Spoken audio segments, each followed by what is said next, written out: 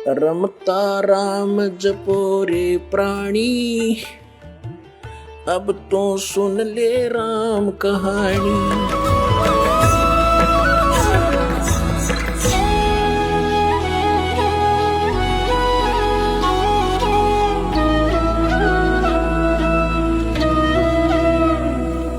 अब सिकंदर लोधी वापस आ गए वीरदेव सिंह के रेस्ट हाउस में, जहां पर राजा लोगों के लिए अलग से बनाया होता था एक स्थान। तो वहां जाकर के अपने पीर से कहा, शेख तकी से कहा था, इस खुशी में क्यों राजी होगा, बड़ा खुश होगा कि अब तेरे राजा का दुख दूर हो गया। उसने जाके बताया कि पूर्ण संत आए हुए हैं, अल्लाह का रूप आए हैं, पूर्ण खुदा उतरे हुए हैं, और बताया कि मेरे जलन का रोग उनके आशीर्वाद से ठीक हो गया पीर जी। और मैंने ऐसे ऐसे उन्होंने अपशब्द बोल दिए थे मुसलमानों के बारे में, रामानंद जी ने, मैंने उनकी गर्दन काट दी थी, और कबीर जी ने वो भी जीवित कर दी। ये तो अल्लाह आए हुए हैं। अब उस शेख तकी का तो आग लगी तन मन में। उसने सोचा कि अब ये सिकंदर लोधी कबीर जी को सिर पे रखेगा और तेरी यहां वैल्यू नहीं रहेगी। और दो फकीर और दो वजीर हमेशा ईर्षा में ही जला करते हैं। अब उसने सोचा कि तेरी वैल्यू कम होगी और राजा तो इब उसको सिर पे रखेगा। अब उसने सोची कि इसकी कोई ना कोई ऐसी विधि बनाऊं जिससे सिकंदर लोधी के हृदय में कबीर जी का स्थान ना रहे। कबीर जी से ईर्षा करते हुए उसको नीचा दिखाने के लिए, सिकंदर लोधी की नजरों में गिराने के लिए कुछ उपाय सोचने लगा। सुबह सुबह फिर कबीर परमात्मा जी वहां आ गए रेस्ट हाउस में उनके आमंत्रण पे। तो वहां शेख तकी की अब और कबीर जी की वार्ता करवा दी। किसने? वीरदेव सिंह बघेल ने। हिंदू भी बैठ गए, मुसलमान भी बैठ गए, 200 200 300 300 मौजिद से, और कहा कि शेख तकी जी आप भी विद्वान हैं, परमात्मा कबीर जी भी, ये भी बहुत अच्छे ज्ञान देते हैं, आप दोनों अपने प्रश्नोत्तरी करके कुछ डिस्कशन करो हमारे सामने। तब कबीर परमात्मा ने बहुत से प्रश्न किए। शेख तकी के पास कोई जवाब नहीं था। वो और हताश समझ गया अपने आप को, और हीन समझ गया, जिस कारण से उसने प्रतिशोध लेने के लिए कुछ योजना बनाई। कबीर साहब को लेकर के हाथी पर बैठाकर अपने ही अंबारी में, जिस पर राजा बैठा था, कबीर जी को भी उसमें बैठा दिया, आप भी उसी में। नहीं, राजा के अतिरिक्त उसमें कोई नहीं बैठ सकता। इतना सत्कार दिया सिकंदर लोधी ने, क्योंकि सामने देखा उसका जीवन नरक था, वो एकदम स्वर्ग बना दिया। और उनके सामने एक मुर्दा जीवित कर दिया, कत्लेआम कर दिया था, वो जीवित कर दिया। सेना आ रही है, साथ में हजारों की संख्या में घुड़सवार हैं, राजा हाथी पर बैठा है। वापसी पर चल पड़े। रास्ते में एक दरिया का किनारा देख करके रात्रि काटने के लिए वहां खाना पीना नहाना धोना सुविधा देख करके उसके ऊपर वहां स्टे कर लिया रात का। उधर से शेख तकी का टेंट अलग लगवाता था सिकंदर लोधी के, मेरा धार्मिक गुरु है, यू नारी उसकी सेवा करवाता था।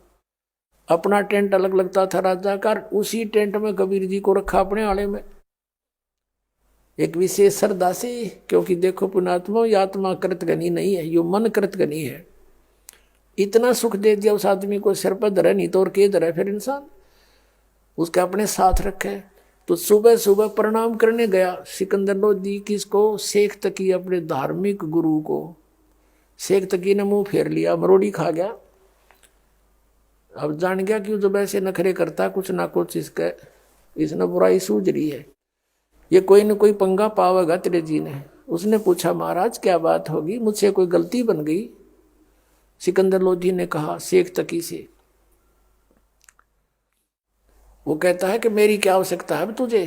शेख तकी बोला, तुझे तो मिल गया ना गुरु, अब बना ले उसी को। तू उसको अल्लाह कहता है, तू उसको खुदा कहता है, ठीक है, मैं जाता हूँ मुसलमानों को बताऊंगा कि ये अल्लाह बताता है। हजरत मोहम्मद तो कहते हैं अल्लाह निराकार है, वो कभी मनुष्य शरीर में आता ही नहीं, उसको खुदा कहता है। अब चल देखते हैं वहां क्या होता है। अब सिकंदर लोधी समझ गया यू नाश करावेगा, जाते आग लगाओगा, सब मुसलमान मेरे विरोधी हो जाएंगे, मेरा राज जाओगा। वापस आ गया बहुत एकदम मायूस सा होकर के, कहा तो खुशी थी, चेहरा खिला हुआ था, फिर एकदम टेंशन में। अब कबीर परमेश्वर ने पूछा, वो तो अंतर्यामी थे, सारी जाने थे के ड्रामा होगा इसके जी ने। परमात्मा कबीर जी ने पूछा, राजन कोई राजकाज की कोई बुरी खबर सुन ली क्या? कुछ आपका चेहरा उतरा हुआ है। अब वो कहने लगे, सिकंदर लोधी ने कहा, भगवान आपके रहते इस दास का क्या बिगड़ सकता है, लेकिन ये मन कुछ ऐसा ही सोच लेता है।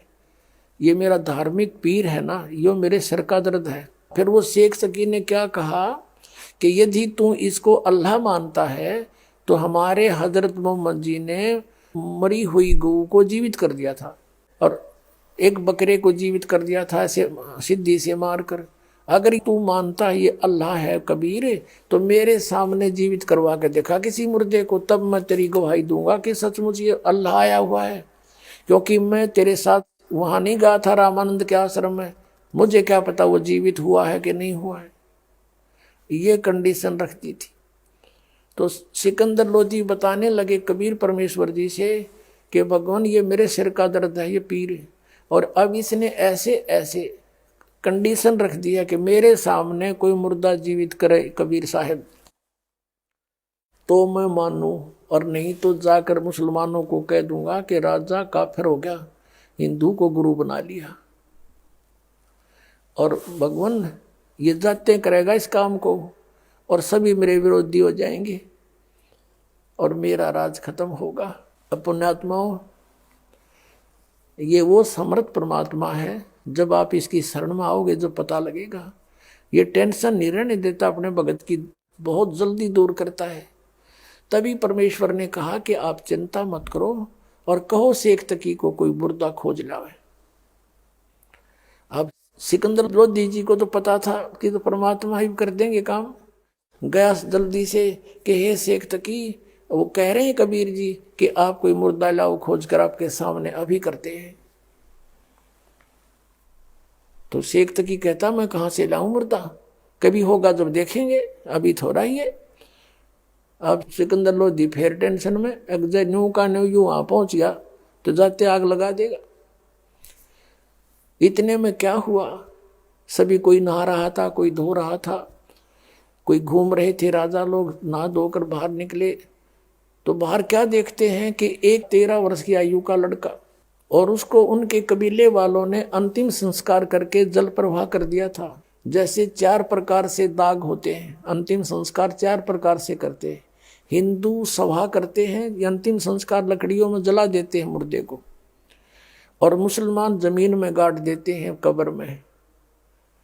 और कुछ ऐसे कबीले हैं जो आकाश में एक स्थान बना देते हैं, जैसे ऊंचा सा एक टावर सा बना के, और उसके ऊपर उस मुर्दे को वहां रख देते हैं, तो उस पक्षी खा लेते हैं। उनका यही मानना है कि पक्षी इस मांस को खाएंगे, दुआ देंगे, और हड्डी जब रह जाती सूख जाती है उनको मिट्टी में या जल प्रवाह कर देते हैं। और कुछ ऐसा करते हैं कबीले के उस शव को जल प्रवाह कर देते हैं अच्छे तरीके से, नीचे एक फ्लोटिंग सा बना करके घास फूस का बेड़ा सा, और उसके ऊपर लटा करके दीपक जलाकर घी का, और कपड़ा उड़ा करके, कपड़े सारे पहना करके, और जल प्रवाह कर देते हैं कि मछलियां जीव जंतु जल के इनको खाएंगे, इसके मांस को दुआ देंगे। ऐसे दरिया में बहा दिया था। वो शाम का बहा हुआ बच्चा चलता चलता सुबह सुबह वहां पहुंच गया जहां वो समस्या खड़ी थी, ये खेल मालिक के। तभी कहा किसी ने कि वो आ गया मुर्दा, वो आ गया मुर्दा, जल में आ जाता है ऐसे। तो एकदम सब बाहर निकले, शेख तकी भी आ गया, कबीर साहब भी खड़े हो गए, हजारों की संख्या में सैनिक जो साथ थे बॉडीगार्ड वो भी आगे काम छोड़ छोड़ के को सेवा कर रहे थे, घोड़े गार्डन पानी प्याओ थे, वापस आ गए, वहां खड़े हो गए, इकट्ठे हो गए। तब कबीर परमात्मा ने कहा, शेख तकी तू कर जंतर मंत्र, कहीं फिर बाद में कह मैं भी कर देता इसको। तो अब शेख तकी लगा फू फर फुर करने, इतने वो मुर्दा जा चुका 500-600 फुट दूर डाउन स्ट्रीम में बहता हुआ। तब कहता शेख तकी कि कबीर तो अपने सिर से बला टाला था, मैं लगा दिया इसमें, मुर्दे कभी जीवित होते हैं, वो तो कभी कयामत आएगी जब की बात है। तब कबीर परमेश्वर ने हाथ से इशारा किया ऐसे। उसी समय वो मुर्दा जो शव चला गया था काफी दूर वापस चल पड़ा, जैसे इंजन वाली नौका चलती है अप स्ट्रीम में, और ऐसे आ गया, वहां आके रुक गया। और परमात्मा ने कहा, हे आत्मा, जहां भी तू चली गई है इस शरीर को त्याग कर वापस आ जा, इस शरीर में प्रवेश कर कबीर हुक्म से और बाहर आ जा।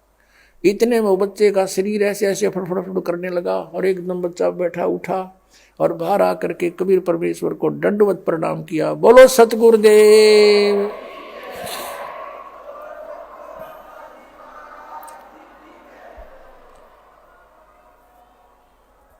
अब सभी उपस्थित जनों ने क्या कहा, कमाल कर दिया, कमाल कर दिया, कबीर जी ने कमाल कर दिया।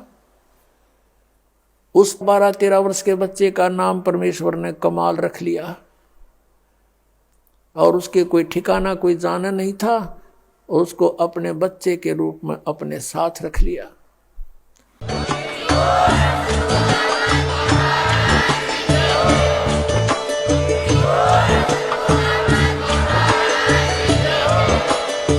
सुन रहे थे जगत गुरु तत्वदर्शी संत रामपाल जी महाराज जी के मंगल प्रवचन। अधिक जानकारी के लिए विजिट कीजिए हमारी वेबसाइट www.jagatgururampalji.org। संत रामपाल जी महाराज जी के शुभ आशीर्वाद से पूरे विश्व भर में 500 से भी ज्यादा नाम दीक्षा केंद्र हैं, जिन पर संत रामपाल जी महाराज जी द्वारा ऑनलाइन निशुल्क नाम दीक्षा दी जा रही है। अपने नजदीकी नाम दीक्षा केंद्र का पता करने के लिए संपर्क करें 8222880541।